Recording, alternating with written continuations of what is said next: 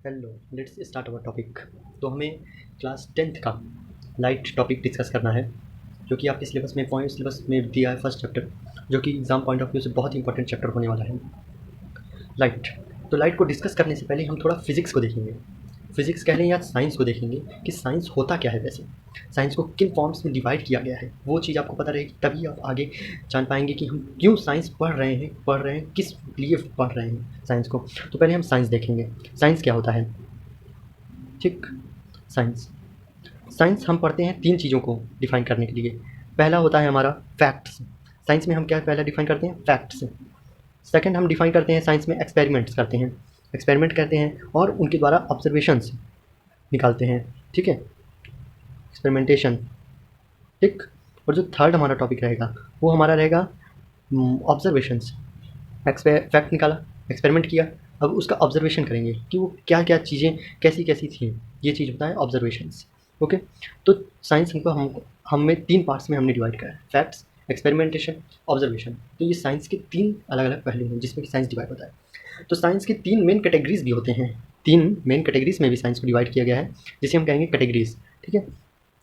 पहला इसमें जो कैटेगरी है वो एब्स्ट्रैक्ट साइंस है। ठीक है, फर्स्ट जो कैटेगरी है वो एब्स्ट्रैक्ट साइंस है, एब्स्ट्रैक्ट साइंस। ओके। जो सेकंड कैटेगरी है वो है हमारी नेचुरल साइंस, नेचुरल साइंस। जो थर्ड कैटेगरी है वो हमारी है सोशल साइंस। हमारी नेचुरल साइंस हमारी दो पार्ट्स में और डिवाइड हुआ है, नेचुरल साइंस हमारी दो पार्ट्स में और डिवाइड हुआ है। Physical science, physical science. Natural science हमारी फिजिकल साइंस में और बायोलॉजिकल साइंस में डिवाइड हुआ है, बायोलॉजिकल साइंस। ओके। तो ये पहलू हैं कहाँ कहाँ पे साइंस किस किस तरह से डिवाइड हो रहा है, क्यों हम साइंस को पढ़ते हैं। साइंस से इन्हीं सब साइंस के अंदर ही हमको हर चीज़ें देखने को मिलती है। एब्स्ट्रैक्ट साइंस में हम मैथमेटिक्स, स्टैटिक्स के बारे में डिस्कस करते हैं।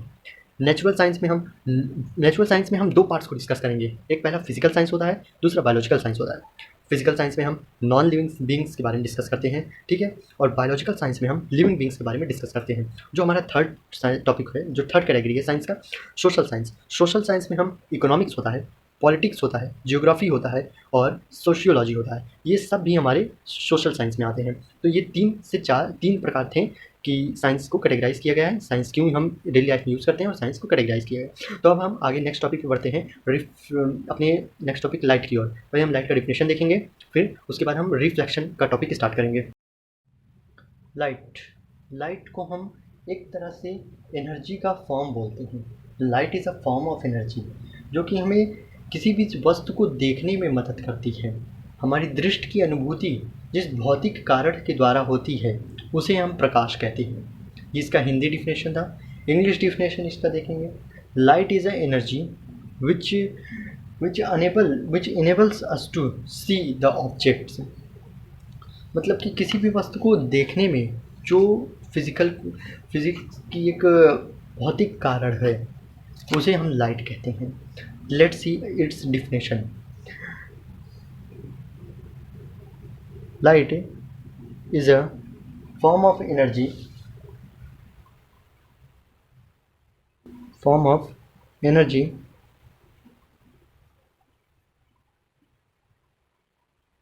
which enables us to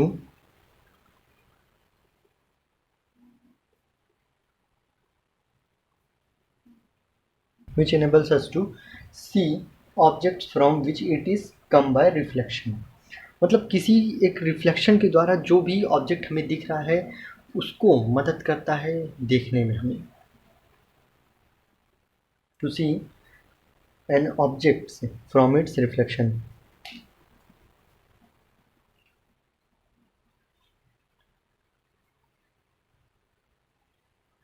from its reflection.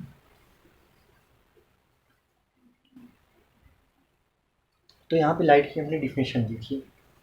तो अब कौन कौन से लाइट, एक होता है ल्यूमिनस और एक होता है नॉन ल्यूमिनस ऑब्जेक्ट, देखते हैं हम ल्यूमिनस ऑब्जेक्ट क्या होता है और नॉन ल्यूमिनस ऑब्जेक्ट क्या होता है। ठीक है, luminous object,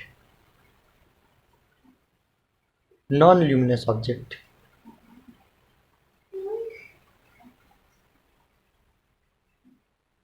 non luminous object.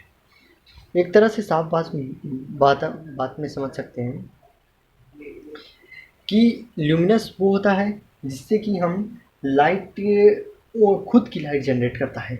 ठीक है, ल्यूमिनस क्या होता है, वो खुद की लाइट जनरेट कर सकता है। और जो नॉन ल्यूमिनस होता है वो खुद लाइट नहीं जनरेट कर सकता। ल्यूमिनस में हमारे कुछ एग्जांपल्स आते हैं, जैसे सन हो गया, लैंप हो गया, कैंडल हो गई। नॉन ल्यूमिनस में जैसे हमारी चेयर हो गए, टेबल हो गए, और भी जैसे नॉन लिविंग थिंग्स होते हैं। मतलब खुद की जो लाइट जनरेट कर लेता है वो ल्यूमिनस होगा, और जो खुद से लाइट नहीं जनरेट कर पाता वो रिफ्लेक्ट करता है, उसे नॉन ल्यूमिनस कहते हैं। ल्यूमिनस ये खुद से जनरेट कर लेता है लाइट, ओन लाइट होती हैं। विच इमिट्स, शॉर्ट डिफिनेशन देखेंगे, विच इमिट्स ओन लाइट। ठीक, विच इमिट्स ओन लाइट। और नॉन ल्यूमिनस कहते हैं reflects other light, reflects another light.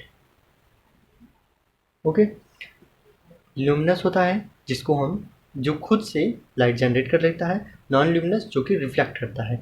Luminous में आप एग्जांपल लिख सकते हैं सन का, लैंप का लिख सकते हैं, और etcetera.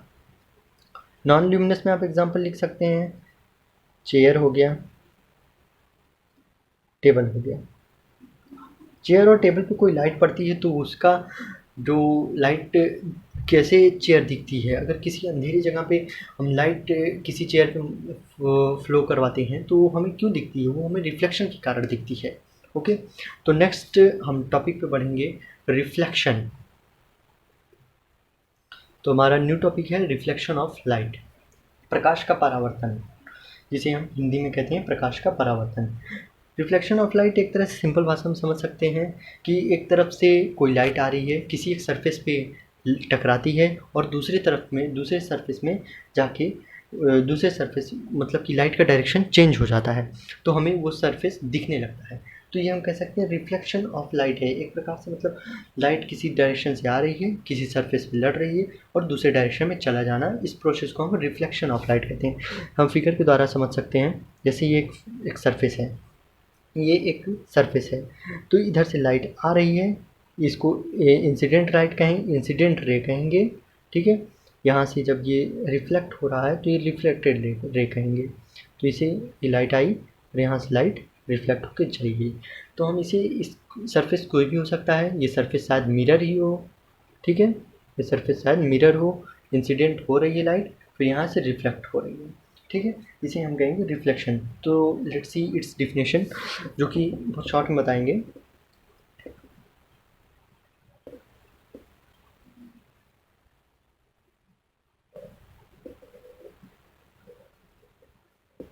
Process of sending back the light से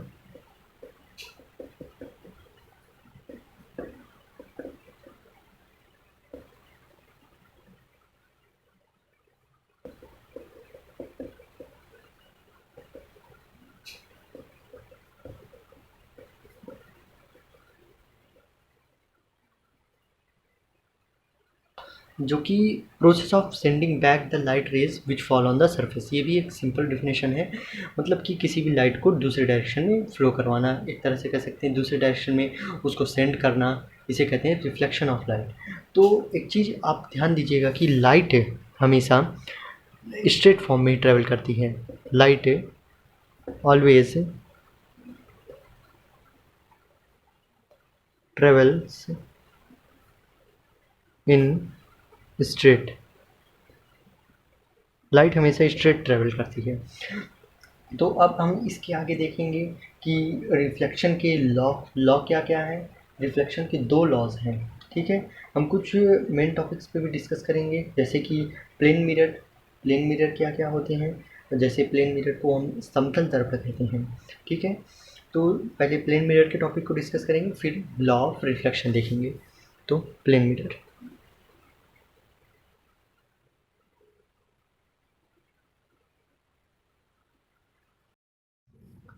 तो हम देखते हैं अब प्लेन मिरर। प्लेन मिरर जैसा कि ये लॉ ऑफ रिफ्लेक्शन पे ही वर्क करता है। जैसे हमारे घरों के जो शीशे होते हैं वो भी एक तरह से प्लेन मिरर ही हैं।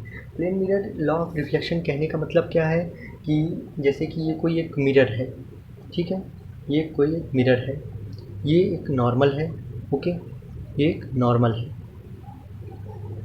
यहाँ से एक कोई लाइट इंसिडेंट हो रही है और ये रिफ्लेक्ट हो रही है, ठीक।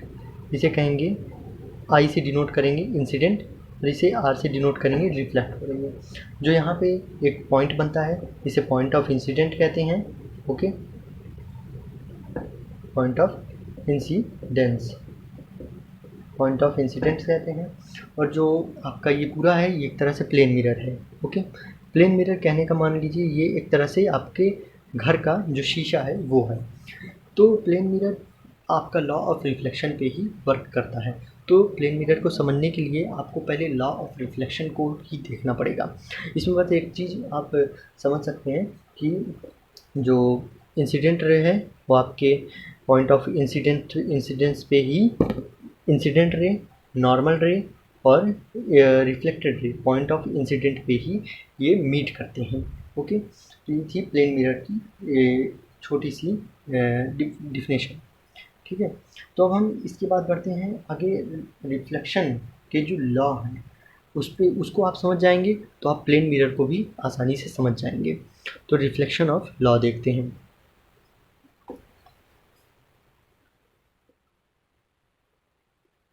रिफ्लेक्शन ऑफ लाइट के हम लॉ देखेंगे, okay. Law of reflection of light, okay.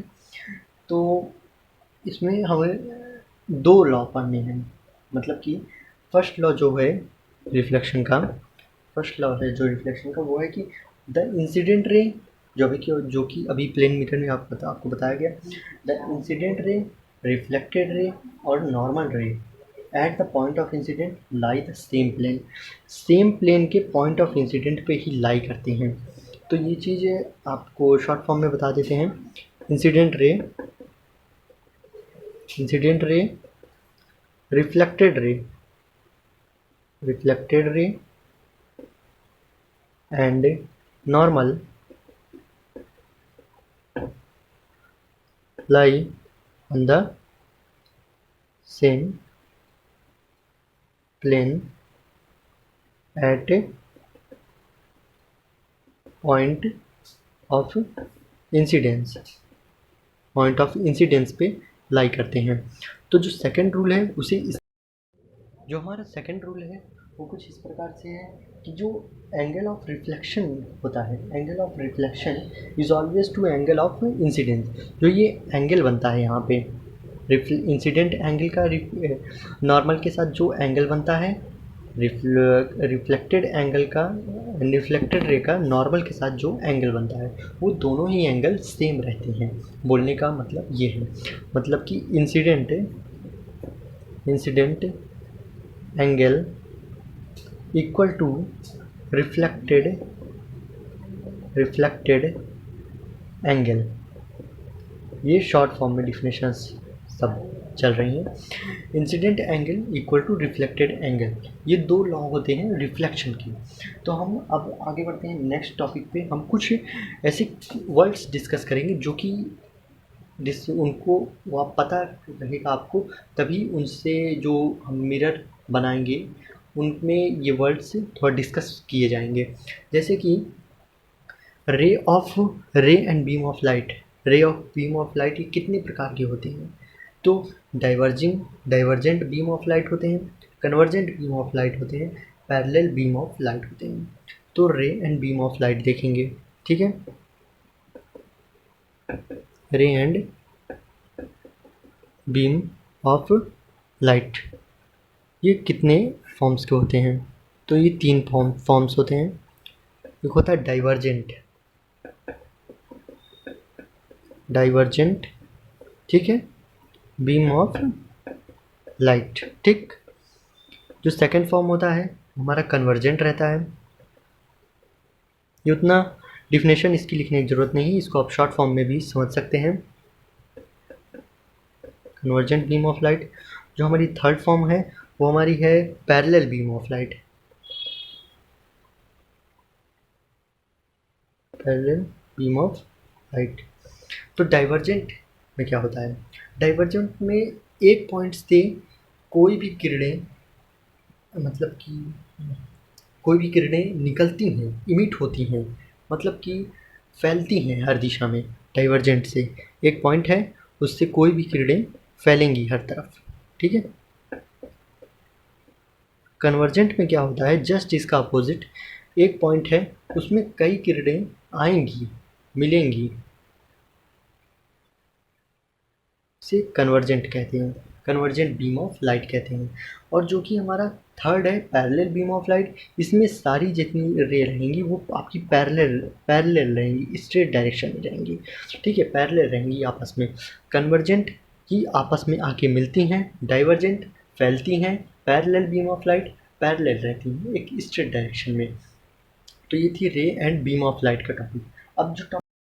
अब जो नेक्स्ट टॉपिक रहेगा वो रियल और वर्चुअल इमेज का रहेगा। रियल और वर्चुअल इमेज।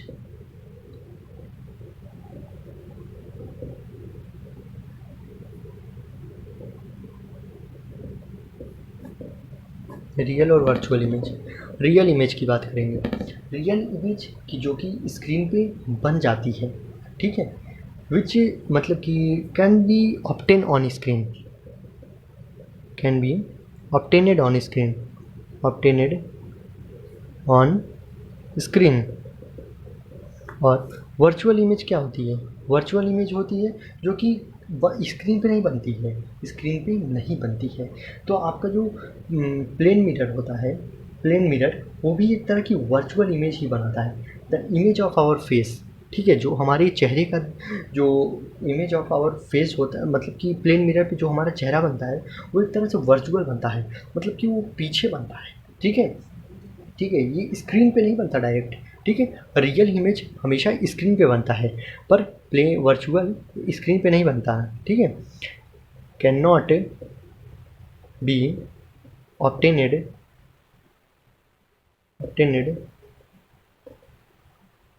On screen. हम स्क्रीन पे इसको बनता हुआ नहीं देखते। तो हमारा जो प्लेन मिरर रहता है, प्लेन मिरर वो भी एक तरह से वर्चुअल मिरर है। Plane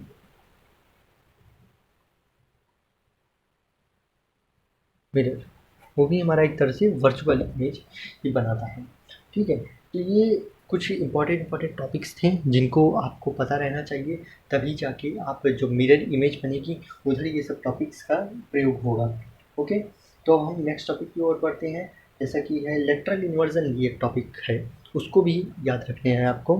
lateral inversion, lateral inversion, lateral inversion ये टॉपिक है कि मतलब जो चीज़ सीधा है उसका एक उल्टा फॉर्म बनना, ठीक है। जब कोई ऑब्जेक्ट एक फ्रंट में है, then the right side appears to the left side, उसका लेफ्ट साइड में बन जाना, उसको हम कहते हैं लेटरल इन्वर्जन। जैसे कि इसका एक डिफिनेशन देख लेते हैं। Object placid in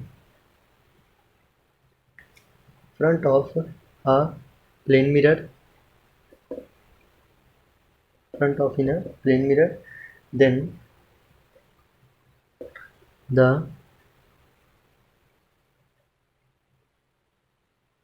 right side appears as a left, और राइट साइड का जो ऑब्जेक्ट रहेगा वो लेफ्ट में हो जाएगा। Right side object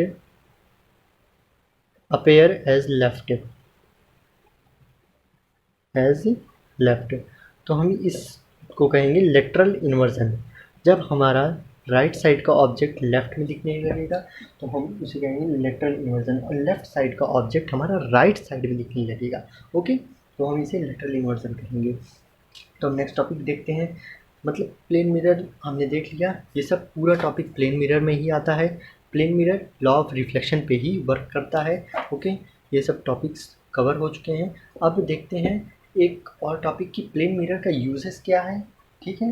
plane mirror का यूजेस देख लेते हैं और प्लेन मिरर का कैरेक्टरिस्टिक्स देख लेते हैं। तो यहीं पे हम दो पार्ट्स में डिवाइड करेंगे। ओके, प्लेन मिरर का एक साइड हम कैरेक्टरिस्टिक्स देखेंगे। कैरेक्टरिस्टिक्स बहुत शॉर्ट फॉर्म में, जो कि इम्पॉर्टेंट है एग्जाम पॉइंट ऑफ व्यू से। कैरेक्टरिस्टिक देखेंगे और यहाँ पे यूजेस देखेंगे। ओके, फर्स्ट कैरेक्टरिस्टिक्स है, मतलब plane mirror can not be received on screen, ये डायरेक्ट बोल सकते हैं। ठीक है, अभी बात हुई थी can not be received on a screen, plane mirror screen पे नहीं ऑब्टेन होता। सेकंड कैरेक्टरिस्टिक देखते हैं, it is the same side up as the object, ये मतलब कि प्लेन मिरर जो होता है इरेक्ट इमेज बनाता है। ठीक है, प्लेन मिरर हमेशा कैसी इमेज बनाता है, इरेक्ट इमेज, मतलब जिस साइड जैसे हैं आप उसका मतलब कि एक तरह से it is the same side up as the object, it forms erect image, erect image. Third characteristics देख लेते हैं हम, जैसा कि है, और ये सेम डिस्टेंस पे ही बनाता है, वो भी बिहाइंड द मिरर। ठीक है, बिहाइंड द मिरर बनाएगा बट सेम डिस्टेंस पे बनाएगा, ये ध्यान दीजिएगा। बिहाइंड द मिरर इमेज बनाएगा, behind the mirror at same distance. ठीक है, at same distance, same distance. ठीक है, जो इसका फोर्थ कैरेक्टरिस्टिक्स होगा वो हम देख लेते हैं। जैसे कि कभी कभी होता है कि ये लेटरल इन्वर्टेड होता है, लेटरली इन्वर्टेड। ठीक है, मतलब कि लेफ्ट राइट साइड वाला लेफ्ट और लेफ्ट वाला राइट, जो कि हमने अभी ऊपर डिस्कस किया। ये क्या होता है, लेटरली इन्वर्टेड होता है, लेटरली इन्वर्टेड। अब इसका यूजेस देख लेते हैं। फर्स्ट यूजेस क्या होता है इसका, जैसे कि हम ड्रेसिंग रूम्स में और अपने घरों में बाथरूम्स में जो भी हमारे मिरर लगे होते हैं वो हमारे सारे प्लेन मिरर ही होते हैं। तो हमारे प्लेन मिरर कहाँ कहाँ यूज़ होते हैं, जैसे कि और ड्रेसिंग रूम्स में, dressing table and bathroom mirror. ठीक है, बाथरूम का जो मिरर होता है वो भी प्लेन ही होता है, और प्लेन मिरर। ये सब टॉपिक्स पहले भी डिस्कस बता चुके हैं कि ये सब प्लेन मिरर कहाँ कहाँ यूज़ होते हैं। ठीक है, और जो कि आपके सर्टेन शॉप्स में, ज्वेलरी शॉप्स में कोई चीज़ को बड़ा दिखाने के लिए, किसी चीज़ को बड़ा दिखाने के लिए हम ज्वेलरी शॉप्स में फिट करते हैं inside the walls of certain jewellery shops to make the to make them jewelleries big. आपको ज्वेलरी जो कांच के पीछे रखी रहती हैं ज्वेलरी की दुकानों में, वो आपको कांच के सामने से बहुत अट्रैक्टिव, बहुत बड़ी क्यों दिखती हैं, क्योंकि जो कांच लगे होते हैं वो हमारे प्लेन मिरर के होते हैं। ठीक है, तो जो सर्टेन ज्वेलरी शॉप्स होती हैं, सर्टेन ज्वेलरी शॉप्स भी कहते हैं, और भी प्रकार की जो भी शॉप्स होती हैं, किसी चीज़ को बड़ा दिखाने के लिए हम प्लेन मिरर का उपयोग करते हैं। Certain jewellery shops to make think bigger बोल सकते हैं। और जो थर्ड हमारा यूजेस है वो हमारा प्लेन मिरर एक तरह से पेरिस्कोप बनाने में यूज़ होता है, मेकिंग पेरिस्कोप, मेकिंग पेरिस्कोप। तो ये सब तीन इसके इम्पॉर्टेंट यूजेस हैं, जिसको कि आप अपने नोटबुक में लिखते रहिए साथ साथ।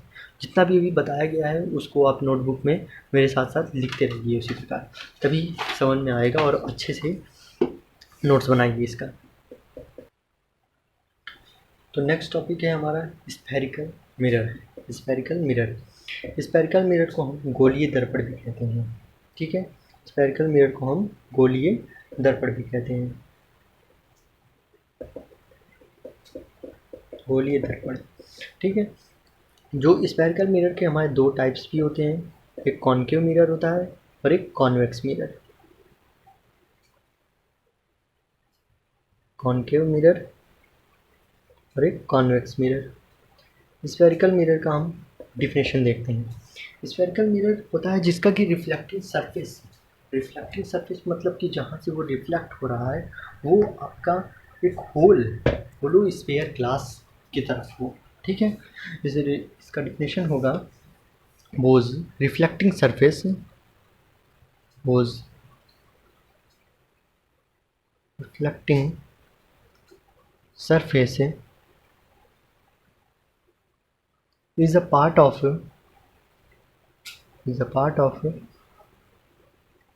hollow sphere of glass, sphere of glass। जिस प्रकार आपको बताया जा रहा है उस तरह आप अपने नोट्स में इसी तरह लिखते रहिए। तो हम अब ये चीज़ें इसके डिफिनेशन से आपको समझ में आ गया होगा। अब हम देखते हैं कॉनकेव मिरर क्या होता है। कॉनकेव मिरर को हम हिंदी में अवतल दर्पण भी कहते हैं, कॉनकेव मिरर, ठीक है। पहले हम दोनों मिरर के डिफिनेशन देखेंगे, ठीक है। कॉनकेव मिरर, कॉनकेव मिरर अवतल दर्पण इसे हिंदी में कहते हैं, अवतल दर्पण, अवतल दर्पण। कॉनकेव मिरर क्या होता है कि इसका जो रिफ्लेक्शन होता है कर्व्ड इनवर्ड होता है, मतलब कि इस तरह से आप जिस प्रकार फिगर में देख पा रहे होंगे अभी फिगर में, कर्व्ड इनवर्ड मतलब कि अंदर की साइड, इसमें जो इसमें रिफ्लेक्शन होता है वो अंदर के साइड होता है, ठीक है। मतलब होल स्फीयर के अंदर की साइड होता है, ना कि होलो स्फीयर के बाहर की साइड नहीं होता। होलो स्फेरिकल के अंदर की साइड इसमें रिफ्लेक्शन होता है। तो कॉनकेव मिरर का जो डिफिनेशन होगा वो ये होगा, स्फेरिकल मिरर इन विच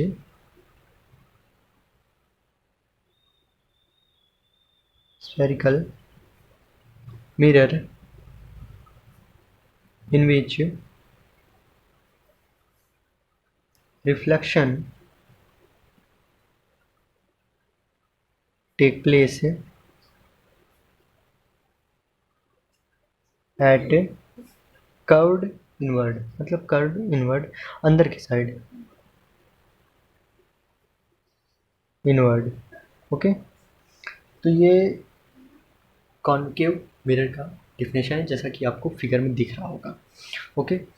और अब देखते हैं कॉन्वेक्स मिरर का definition. Convex mirror,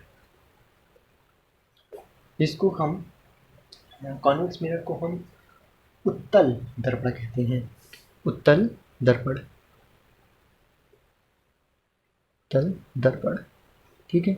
convex mirror में क्या होता है, जस्ट इसका अपोजिट, कॉनकेव मिरर का जस्ट अपोजिट आपको कॉन्वेक्स मिरर में आपको देखने को मिलता है कि यहाँ पे जो रिफ्लेक्शन का पार्ट है वो स्फेरिकल मिरर के पीछे रहता है। कहाँ पे रहता है, स्फेरिकल मिरर के पीछे, आउटवर्ड में, आउटवर्ड साइड रहता है, ठीक है। यहाँ पे कर्व्ड इनवर्ड रहता है, वहाँ कर्व्ड आउटवर्ड रहता है। Spherical mirror, spherical mirror in which reflection take place at curved inward था, यहाँ कर्व्ड आउटवर्ड रहेगा, कर्व्ड आउटवर्ड, ओके। तो यहाँ reflection curved outward place perform करेगा, यहाँ कर्व्ड इनवर्ड, यही दो इनमें अंतर होता है। तो जैसा कि आप फिगर में भी देख पा रहे होंगे कॉन्वेक्स मिरर का, यहाँ पे फिगर आपको शो कर रहे हैं, ठीक है। अब कुछ इसमें इम्पॉर्टेंट वर्ड्स देखेंगे, कीवर्ड्स भी कह सकते हैं उसको, एक तरह से इम्पॉर्टेंट कीवर्ड्स कह सकते हैं, जो कि आपके इन कीवर्ड्स को देखेंगे, फिर वो कीवर्ड्स आपके मिरर का जो फॉर्मेशन होगा उसमें आपके आएंगे कीवर्ड्स, तो आपको पहले से पता होना जरूरी है बहुत।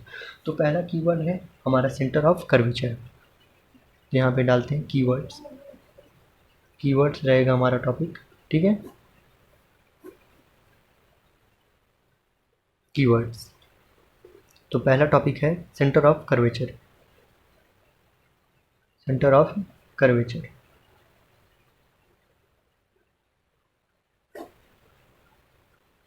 Centre of curvature, centre of curvature होता है किसी भी स्फेरिकल मिरर का, पोलो स्फीयर कह सकते हैं, ठीक है, किसी भी किसी भी स्फेरिकल मिरर का जो सेंटर होता है उसे हम सेंटर ऑफ कर्वेचर कहते हैं। स्फेरिकल मिरर का, spherical mirror is the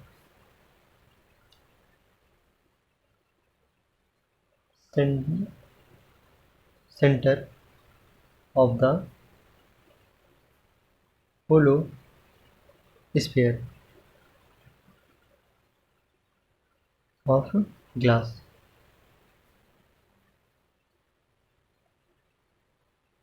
hollow sphere of glass which of which the part of mirror of which the part of mirror, मतलब किसी भी स्फेरिकल मिरर का जो सेंटर पार्ट होता है उसे हम सेंटर ऑफ कर्वेचर कहते हैं, ठीक है। दूसरा जो टॉपिक है हमारा पोल है, पोल को हम ध्रुव भी कहते हैं, ठीक है, पोल को हम ध्रुव भी कहते हैं। जैसे कि आपको फिगर में सब चीज़ शो कर रहा होगा, सेंटर ऑफ कर्वेचर कहाँ है, और अलग अलग डायग्राम से भी शो कर रहा होगा कि कॉन्केव मिरर के लिए सेंटर ऑफ कर्वेचर क्या होता है और कॉन्वेक्स के लिए सेंटर ऑफ कर्वेचर क्या होता है, ठीक है। तो ये सब चीज़ें हैं।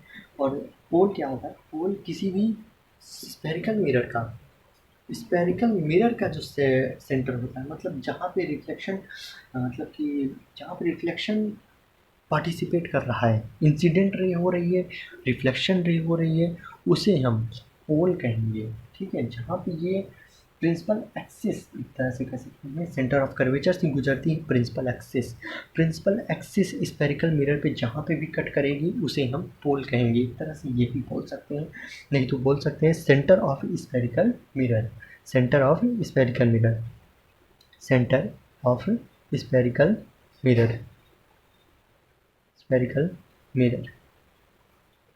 ये दो कीवर्ड्स हो गए, ठीक है। थर्ड कीवर्ड है हमारा प्रिंसिपल एक्सिस, ठीक है, प्रिंसिपल एक्सिस। प्रिंसिपल एक्सिस को हम अपने हिंदी में कहते हैं प्रधान अक्ष रेखा, ठीक है, प्रिंसिपल एक्सिस को हम कहते हैं प्रधान अक्ष रेखा, ठीक है। तो यहाँ पे अभी एक प्रिंसिपल फोकस भी आएगा, फोकल लेंथ भी आएगा, जो कि हमें डिस्कस करना रहेगा। प्रिंसिपल एक्सिस कहते हैं जैसे कि कोई भी एक स्ट्रेट लाइन जो कि सेंटर ऑफ कर्वेचर और पोल ऑफ मिरर से पास होती है। स्ट्रेट एक लाइन होती है, स्ट्रेट लाइन पासिंग थ्रू, ठीक है, पासिंग थ्रू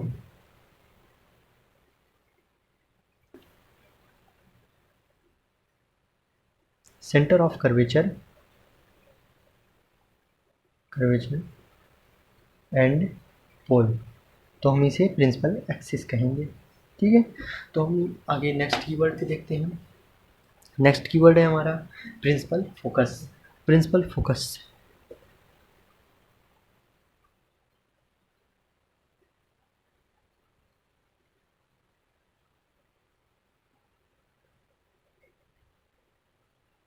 प्रिंसिपल फोकस, ठीक है।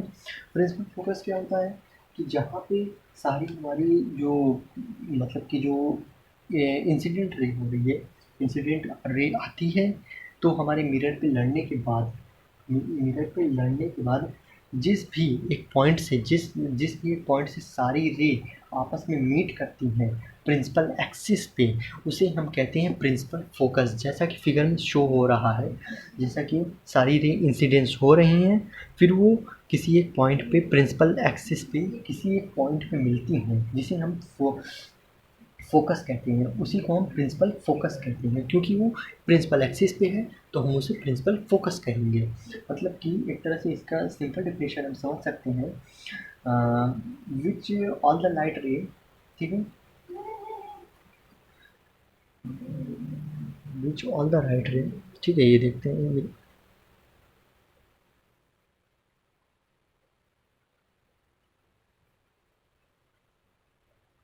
which all the light ray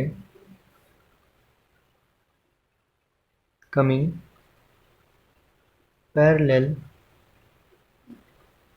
parallel आती है, ठीक है, पैरेलल टू प्रिंसिपल एक्सिस के पैरेलल रहती हैं। After reflection they all meet at particular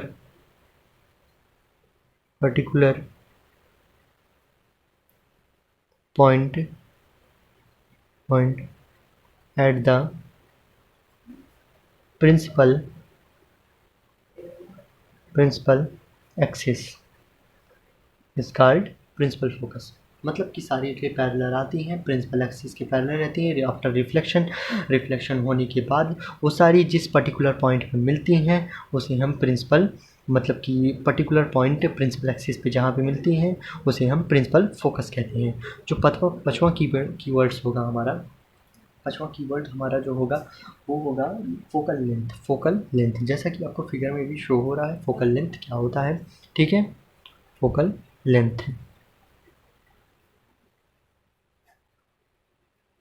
तो फोकल लेंथ प्रिंसिपल फोकस से पोल तक की जो डिस्टेंस होती है, डिस्टेंस बिटवीन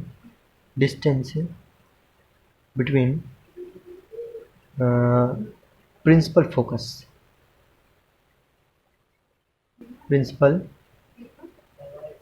फोकस से टू द पोल से हम कहेंगे फोकल लेंथ।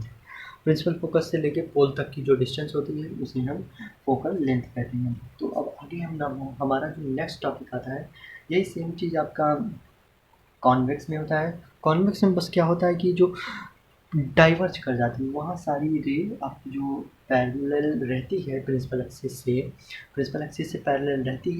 ये चीज़ आपका कॉन्केव में लागू होगा, जस्ट इसका अपोजिट कॉन्वेक्स में हो जाएगा, क्योंकि वहाँ पैरेलल रे आती हैं, ठीक है, प्रिंसिपल एक्सिस के पैरेलल रे आती हैं तो वो डाइवर्ज कर जाती हैं, डाइवर्जेंट रे हो जाती हैं, ठीक है। यहाँ पे सारी कन्वर्जेंट हो जाती है, यहाँ सारी रे आपस में आके मिलती हैं, वहाँ सारी रे आपस में आके बिखरती हैं, डाइवर्ज हो जाती हैं।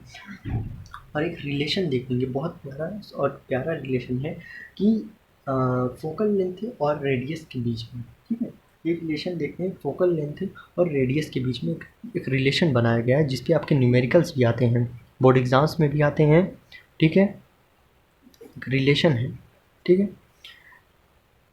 किसके बीच में बनाया गया है, फोकल लेंथ और रेडियस ऑफ कर्वेचर के बीच में। Focal length and radius of curvature, ठीक है। तो इन दोनों के बीच में एक रिलेशन बनाया गया है, मतलब जो फोकल लेंथ होगा वो r/2 होगा, रेडियस ऑफ कर्वेचर का आधा होगा, ठीक है। जो को बताया गया है जो फोकल लेंथ होगा स्फेरिकल मिरर का, ठीक है, वो रेडियस ऑफ कर्वेचर के हाफ में इक्वल होगा। मतलब फोकल लेंथ किसी भी स्फेरिकल मिरर का वो रेडियस के हाफ में इक्वल होगा, ठीक। तो ये इसके इन दोनों के बीच में ये रिलेशन है, ठीक है। अब हम नेक्स्ट टॉपिक पे आगे बढ़ते हैं, जो कि हमारा है वो रूल्स क्या है कॉन्केव मिरर को बनाने का, ठीक है। कॉन्केव मिरर को बनाने का रूल्स हम नेक्स्ट टॉपिक में देखेंगे। इसके बाद हम डिफाइन करेंगे क्या क्या अलग अलग मिरर के इमेजेस बनती हैं, कॉन्केव मिरर के द्वारा क्या क्या इमेजेस बनती हैं, कौन कौन सी टाइप की, और फिर कॉन्वेक्स मिरर से कौन कौन सी इमेजेस बनती हैं, तो ये हम डिस्कस करेंगे अपने नेक्स्ट लेक्चर में। Thank you for watching this video. आपको वीडियो अच्छी लगी हो तो अपने दोस्तों के साथ शेयर करिए, वीडियो में कुछ भी अच्छा लगा हो तो कमेंट करिए, हमारे चैनल से जुड़ने के लिए सब्सक्राइब करिए। जय हिंद।